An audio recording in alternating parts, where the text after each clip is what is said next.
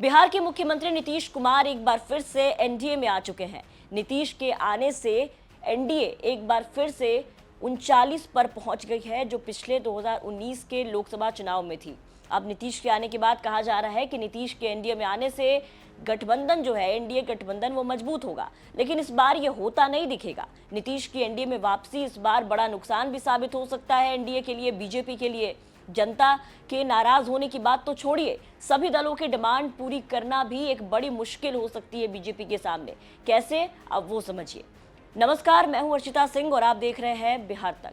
बिहार में जेडीयू के मुखिया और मुख्यमंत्री नीतीश कुमार के एनडीए में आने के बाद माना जा रहा है कि 2024 के लोकसभा चुनाव के लिए बीजेपी का ये मास्टर स्ट्रोक है। पर इसमें भी कोई दो राय नहीं है कि एनडीए की मुश्किलें यहां पर नीतीश के आने के बाद दोगुनी हो गई है। जो समय पर अगर नहीं सुलझाई गई तो बीजेपी को लेने के देने भी पड़ सकते हैं। एनडीए अब 2019 वाली नहीं है। जितन राम मांझी, उपेंद्र कुशवाहा और सबसे ज्यादा चिराग पासवान की महत्वाकांक्षाओं को अगर बीजेपी शांत नहीं कर सकी तो नीतीश कुमार का दांव जो है वो उल्टा पड़ सकता है। आपको बता दें कि एनडीए में साथियों की संख्या जो है इस बार बढ़ चुकी है और इस बढ़ते संख्या से दिक्कत बढ़ने की भी संभावना है। बिहार में 2019 के लोकसभा चुनाव में बीजेपी और जेडीयू ने 17 लोकसभा सीटों पर चुनाव लड़ा था। 6 सीट लोजपा को मिली थी। पर इस बार साथी दलों की संख्या आप देखिए कि बढ़ गई है। नए साथियों में अगर हम बात करें तो उपेंद्र कुशवाहा है, उनका राष्ट्रीय लोक जनता दल, इनके अलावा जितन राम मांझी का हिंदुस्तानी अवाम मोर्चा और लोकतांत्रिक जनशक्ति पार्टी के 2 हिस्से हैं। एक चिराग पासवान और दूसरा उनके चाचा पशुपति पारस भी अब एनडीए के ही हिस्से हैं। जाहिर है कि सभी को सीट चाहिए। इसके साथ ही इस बार बीजेपी की कोशिश होगी कि वो पिछली बार से अधिक सीटों पर चुनाव लड़े। अगर ऐसा नहीं होता है तो फिर बीजेपी को इन तमाम दलों के साथ समझौता करके साथ लेकर चलने का जो मकसद है वो नहीं रह जाएगा। बता दें कि नीतीश कुमार को पिछली बार की सीटों से कम संख्या पर चुनाव लड़ने के लिए तैयार करना और चिराग पासवान की सीटों और पशुपति पारस के बीच सीट बांटने पर बवाल होना तय माना जा रहा है। 2019 के लोकसभा चुनाव में नीतीश कुमार की पार्टी को एनडीए गठबंधन में एडजस्ट करने के लिए भाजपा को बड़ी कुर्बानी देनी पड़ी थी।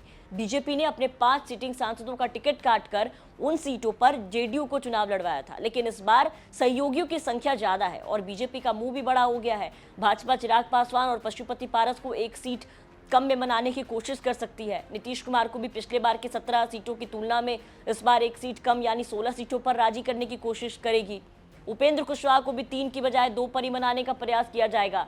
जितन राम मांझी अगर लोकसभा चुनाव लड़ने पर अड़ गए तो बीजेपी को अपने 2 सीटिंग सांसदों की कुर्बानी देनी पड़ेगी। पोस्ट पोल अलायंस की आशंका को देखते हुए ये बीजेपी के लिए काफी महंगा सौदा साबित हो सकता है। चिराग पासवान को साधना बीजेपी के लिए सबसे ज्यादा यहाँ पर मुश्किल होगा, क्योंकि नीतीश की एंट्री से आप देखिए कि सबसे ज्यादा अगर कोई नाखुश है तो वो है चिराग पासवान। एनडीए गठबंधन में नीतीश कुमार के आने का सबसे अधिक विरोध और नाखुश चिराग पासवान को ही देखा जा रहा है। नीतीश के एनडीए गठबंधन में शामिल होने के चलते उन्होंने अमित शाह और जेपी नड्डा से बात की। दोनों नेताओं ने चिराग को मनाने की कोशिश की। चिराग ने संदेश दे दिया कि उनके कोटे की सीटों में कटौती नहीं चाहिए। एनडीए के बैनर तले बीजेपी ने पासवान की पार्टी को 2014 के लोकसभा चुनाव में 7 सीटें दी थी, जिसमें पार्टी के 6 सांसद चुनाव जीते थे। 2019 के लोकसभा चुनाव में चिराग पासवान की पार्टी को लोकसभा की 6 सीटें दी गई थी और चिराग पासवान अपने चाचा, चचेरे भाई यानी प्रिंस पासवान और अन्य सांसदों के अलग होने के बावजूद इस बार 7 फॉर्मूले पर अड़े हुए हैं और साथ ही हाजीपुर लोकसभा सीट भी चाहते हैं। बताया जा रहा है कि गृह मंत्री अमित शाह और बीजेपी अध्यक्ष जेपी नड्डा के साथ करीब 1.5 से 2 घंटे चली बैठक में चिराग पासवान ने कहा कि LJP Ramvilas Paswan Bihar first, Bihari first की नीति पर काम करना चाहती है। कहा जा रहा है कि उन्होंने क्लियर कर दिया है कि हमारी सीटें कम नहीं होनी चाहिए। राजनीतिक गलियारों में ये बात कही जा रही है कि अगर ऐसा नहीं होता है तो चिराग पासवान की पार्टी बिहार में 23 सीटों पर अकेले चुनाव लड़ सकती है। चिराग पासवान के पास बिहार में 6% एक मुश्त पासवान वोट है, जो कई लोकसभा सीटों पर निर्णायक हैसियत रखते हैं। तेजस्वी से बातचीत होने के बारे में चिराग ने पिछले दिनों कहा था कि दुश्मन का दुश्मन दोस्त होता है, लेकिन मैं बहुत साफ कह देता हूं कि एनडीए गठबंधन में हूं। चिराग कह रहे हैं कि हमें पहले भी धोखा दिया गया है। पशुपति पारस हमारे कोटे में नहीं है, वो बीजेपी के साथ समझौता कर सकते हैं। ये उनकी समस्या है, हमारी नहीं। मतलब साफ है कि अगर चिराग महागठबंधन की ओर जाते हैं तो ये बीजेपी के लिए और खतरनाक हो सकता है। एक सीट की भरपाई रामविलास पासवान को राज्यसभा भेजकर किया गया था पिछली बार। यहाँ उपेंद्र कुशवाहा की अब बात करेंगे हम। उपेंद्र कुशवाहा की आशंका भी सही है। उपेंद्र कुशवाहा भी अब एनडीए का हिस्सा है। कुछ दिनों पहले तक वो नीतीश के साथ थे। कुशवाहा के मन में नीतीश कुमार को लेकर के अभी भी शंका है। उनकी आशंका से इनकार नहीं किया जा सकता। नीतीश कुमार की वापसी के पहले कुशवाहा ने कहा था कि बिहार में लोगों के मन में आशंका है, एनडीए में आ गए और एनडीए में आने के बाद अगर वो चुनाव जीत भी गए तो फिर से जीतकर महागठबंधन में ना चले जाए। इस बात की क्या गारंटी है कि इस गारंटी को पहले सुनिश्चित किया जाए। दरअसल उपेंद्र कुशवाहा की बात में दम है। जिस तरीके से नीतीश कुमार आरजेडी और कांग्रेस को लेकर के सॉफ्ट दिख रहे हैं, इससे शक होना स्वाभाविक है।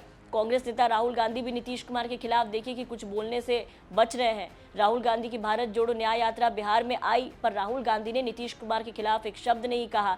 दूसरे दिन राहुल गांधी ने एक चुटकुले के माध्यम से नीतीश कुमार पर हल्का तंज कसा, लेकिन वो भी ना के बराबर। वही तेजस्वी यादव का भी रुख कहीं ना कहीं नीतीश पे सॉफ्ट है। उनके निशाने पर केवल बीजेपी है। कहीं ना कहीं से ये बात सबके दिमाग में चल रहा है कि अगर लोकसभा चुनाव के बाद एनडीए की संख्या कम होती है तो पोस्ट पोल अलायंस में नीतीश कुमार खेला कर सकते हैं, क्योंकि नीतीश कुमार को लेकर के अब कुछ भी कहना मुश्किल है कि नीतीश कुमार इधर के हैं या उधर के हैं। आपको क्या लगता है, कमेंट करके जरूर बताएं। बिहार की तमाम खबरों के लिए आप बने रहे बिहार तक के साथ।